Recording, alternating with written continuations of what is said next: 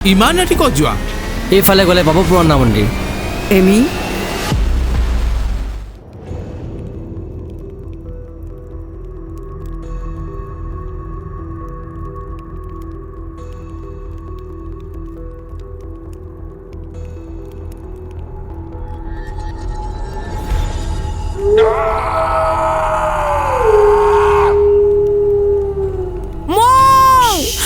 কাম চলি আছে ন? তাই কি হ'ল? একো হোৱা নাই। তাই পুণ্য কৰি আছে। আনৰ জীৱন ভাল কৰিবলৈ তাই নিজৰ জীৱন দান দিব বিচাৰিছে। কি ক'ব বিচাৰিছে? পুণ্য কৰাটো ইমান সহজ নহয়।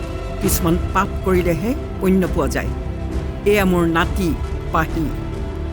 জন্মৰ পৰা তাই খোজ কাঢ়িব নোৱাৰে, কিন্তু এদিন তাই পাৰিব। যোনদিনা ৫৫টা ল'ৰা ছোৱালীক মই বলি দি বাবাক সুখী কৰিব পাৰিম। আমাৰ হোষ্টেলত থকা ল'ৰা ছোৱালীবোৰতো আধা মৰা। তইতো জানো তেহেঁতে পৃথিৱীৰ বাবে অকল এটা বোজা। না, এইটোতো পাপ হয়। মই তাইক মৰিবলৈ দিব নোৱাৰো। বচাবি কেনেকৈ? এইবোৰ তোৰ ক্ষমতাৰ বাহিৰত। বহুত ডাঙৰ মানুহ জড়িত হৈ আছে। তই নিজক বচাই ল, সেয়াই বহুত। মোক কোনো ধৰণৰ হুলস্থুল নালাগে। যি কৰিবলগীয়া আছে বাহিৰত কৰগৈ যা। মৌ!